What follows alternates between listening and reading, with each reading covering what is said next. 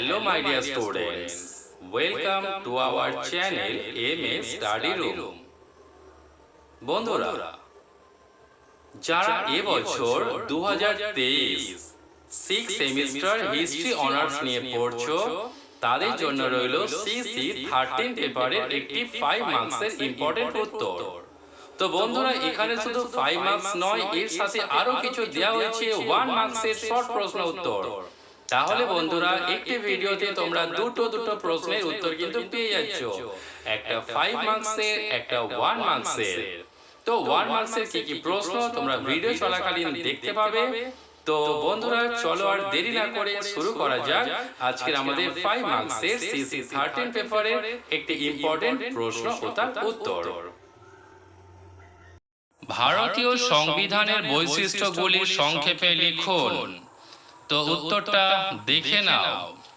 1949 সালের 26শে নভেম্বর গণপরিষদ কর্তৃক ভারতীয় সংবিধান গৃহীত হয় এবং 1950 সালের 26শে জানুয়ারি এই সংবিধান কার্যকর হয়।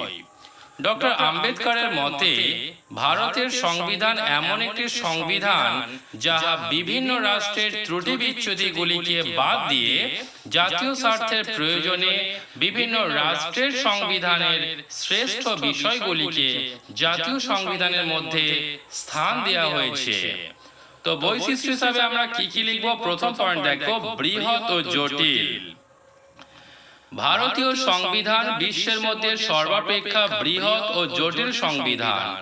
বর্তমানে এই সংবিধানে 405টি ধারা, অসংখ্য উপধারা ও 12টি তফসিল রয়েছে। ওটা তফসিল বা তালিকা হবে, যেটা খুশি লিখতে পারো বাংলা ইংলিশে। এছাড়া নাগরিকের মৌলিক অধিকার, আইন বিভাগ, শাসন বিভাগ ও বিচার বিভাগ সম্বন্ধে বিস্তৃত আলোচনা হয়েছে। নেক্সট পয়েন্ট কি লিখবে? প্রস্তাবনার সংযোজন। ভারতীয় সংবিধানের অন্যতম গুরুত্বপূর্ণ বৈশিষ্ট্য হলো তার প্রস্তাবনা। এই প্রস্তাবনায় ভারত রাষ্ট্রের আদর্শ, প্রকৃতি, লক্ষ্য, উদ্দেশ্য প্রভৃতি বর্ণনা করা হয়েছে। ভারতীয় প্রস্তাবনায় ভারতকে একটি সার্বভৌম, সমাজতান্ত্রিক, ধর্মনিরপেক্ষ, গণতান্ত্রিক ও প্রজাতন্ত্র রাষ্ট্র বলা হয়েছে। নেক্সট প্যারা কি পয়েন্ট কি লিখবো আমরা? দ্বি-নাগরিকত্ব বর্জন। ভারতীয় সংবিধানে দ্বি-নাগরিকত্ব স্বীকার করা হয়নি। এখানে নাগরিকত্ব বলতে সর্বভারতীয় নাগরিকত্বকে বোঝায়। যুক্তরাষ্ট্র ব্যবস্থার মতো প্রত্যেক নাগরিককে একদিকে সমগ্র দেশের, অপরদিকে নিজ নিজ অঙ্গরাজ্যের নাগরিক বলে স্বীকার করা হয় না। ভারতে দ্বি-নাগরিকতার পরিবর্তে এক নাগরিকতা স্বীকৃত। নেক্সট পয়েন্ট কি লিখবে? ধর্মনিরপেক্ষ রাষ্ট্র। ভারতীয় সংবিধানে ভারতকে একটি ধর্মনিরপেক্ষ রাষ্ট্র বলে ঘোষণা করা হয়েছে। রাষ্ট্র ধর্মের প্রতি পক্ষপাতিত্ব করবে না। সকল ধর্ম রাষ্ট্রের কাছে সমান মর্যাদা পাবে। সংবিধানের কয়েকটি বিধিনিষেধ মেনে নিয়ে প্রত্যেক ব্যক্তি স্বাধীনভাবে ধর্মাচরণ ও ধর্ম প্রচার করতে পারবে। নেক্সট পয়েন্ট কি লিখবে? নাগরিকের অধিকার ও কর্তব্য। ভারতীয় সংবিধানে নাগরিকদের 6টি মৌলিক অধিকার প্রদান করা হয়েছে। এগুলি হলো সাম্যের অধিকার, স্বাধীনতার অধিকার, শোষণের বিরুদ্ধে অধিকার, ধর্মের অধিকার, শিক্ষা সংস্কৃতির অধিকার এবং শাসনতান্ত্রিক প্রতিবিধানের অধিকার। এর পাশাপাশি নাগরিকদের 10টি কর্তব্য পালনের কথা বলা হয়েছে, যেমন সংবিধান মান্য করা, দেশ রক্ষায় আত্মনিয়োগ করা প্রভৃতি। তো সব কর্তব্য দেওয়ার দরকার নেই, দুটো একটা দিলেই হয়ে যাবে। নেক্সট পয়েন্ট কি লিখবে? প্রাপ্তবয়স্কের সার্বজনীন ভোটাধিকার। এখানে কি লিখবে? ভারতীয় সংবিধানে প্রাপ্তবয়স্ক সার্বজনীন ভোটাধিকার স্বীকৃতি পেয়েছে।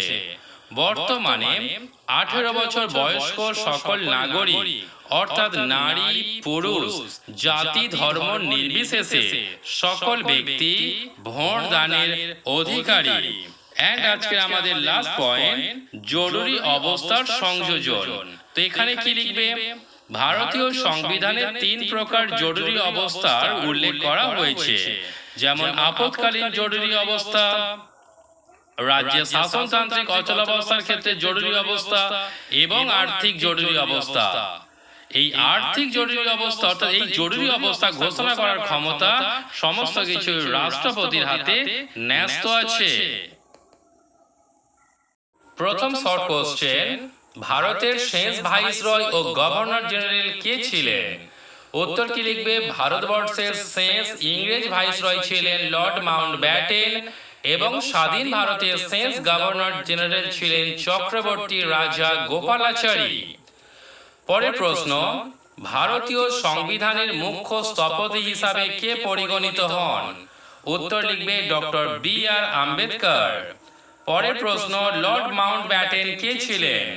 লিখবে লর্ড মাউন্টব্যাটেন ছিলেন ভারতবর্ষের শেষ ইংরেজ ভাইসরয়। পরের প্রশ্ন, হিন্দু কোড বিল কবে প্রণীত হয়? উত্তর লিখবে 1954 সালে। নেক্সট প্রশ্ন, কখন ভারতের স্বাধীনতা আইন প্রণীত হয়? উত্তর লিখবে 1935 খ্রিস্টাব্দে ভারতের স্বাধীনতা আইন প্রণীত হয়। পরের প্রশ্ন, ভারতীয় বিভাজনের নীতিতে অর্থাৎ ভিত্তিতে নির্দেশিত দুটি সিনেমার নাম লেখো। কি বললাম দেখে নাও, ভারতীয় বিভাজনের ভিত্তিতে নির্দেশিত দুটি সিনেমার নাম, একটা হবে ছিন্নমূল আর একটা হবে কোমল গান্ধার। নেক্সট প্রশ্ন দেখে নাও, ভারতের জাতীয় পরিকল্পনা কমিটির চেয়ারম্যান কে ছিলেন? উত্তর লিখবে জওহরলাল নেহেরু। অস্পৃশ্যতা সংক্রান্ত আইন কবে পাস হয়? উত্তর লিখবে 1955 সালে ভারতের পার্লামেন্টে অস্পৃশ্যতা সংক্রান্ত আইন পাস হয়। নেক্সট প্রশ্ন দেখো, কখন ভারতের স্বাধীনতা আইন প্রণীত হয় অর্থাৎ কত সালে ওটা দিতে পারে? উত্তর লিখবে 1947 সালের 15ই আগস্ট। নেক্সট প্রশ্ন দেখো, ভারতের নির্জোট আন্দোলনের রূপকার কে ছিলেন? উত্তর লিখবে প্রধানমন্ত্রী জওহরলাল নেহেরু। এই নির্জোট আন্দোলনের অপর নাম হলো আবার জোট নিরপেক্ষ আন্দোলন, যাকে ইংলিশে বলা হয় নন অ্যালাইন মুভমেন্ট। পরের প্রশ্ন দেখো, ভারত পাকিস্তান দ্বন্দ্বের মূল কারণটি কি ছিল? উত্তর লিখবে কাশ্মীর নিয়ে সমস্যা। পরের প্রশ্ন দেখো, ভারতীয় সংবিধানের দুটি বৈশিষ্ট্য উল্লেখ করুন। কি কি লিখবে? একটা লিখবে ভারতের সংবিধান বিশ্বের বৃহত্তম লিখিত সংবিধান, ভারতের সংবিধান প্রস্তাবনার সংযুক্তি ঘটেছে, আর ভারতীয় সংবিধানে ভারতীয় নাগরিকদের কতগুলি মৌলিক কর্তব্যের উল্লেখ করা হয়েছে।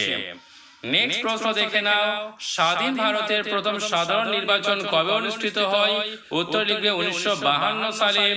এবং আজকের আমাদের লাস্ট কোশ্চেন, আজাদ হিন্দ ফৌজের মহিলা বাহিনীর নাম কি ছিল? উত্তর লিখবে আজাদ হিন্দ ফৌজের মহিলা বাহিনীর নাম ছিল ঝাঁসির রানী ব্রিগেড, যার নেত্রী ছিলেন লক্ষ্মী স্বামীনাথন। তো এই ছিল আমাদের কয়েকটি শর্ট প্রশ্ন উত্তর। তো বন্ধুরা, এই ছিল আজকের আমার 5 মার্কস ও 1 মার্কসের কিছু ইম্পর্টেন্ট প্রশ্ন ও তার উত্তর। বন্ধুরা, আমার এই চ্যানেলটি যদি তোমাদের সত্যিই কোনো উপকারে আসে, তোমাদের যদি কোনো কাজে লাগে, তাহলে প্লিজ বন্ধুরা এই চ্যানেলটাকে একটি লাইক করো, শেয়ার করো এবং সাবস্ক্রাইব করে দাও, যাতে আরো নতুন নতুন প্রশ্নের উত্তর তোমাদের কাছে খুব তাড়াতাড়ি পৌঁছে দিতে পারি। তো বন্ধুরা, এই ছিল আজকে আমার ক্লাস। পরবর্তী ভিডিওতে দেখা হচ্ছে আরো একটি নতুন প্রশ্নের উত্তর নিয়ে। সো বন্ধুরা, থ্যাংক ইউ।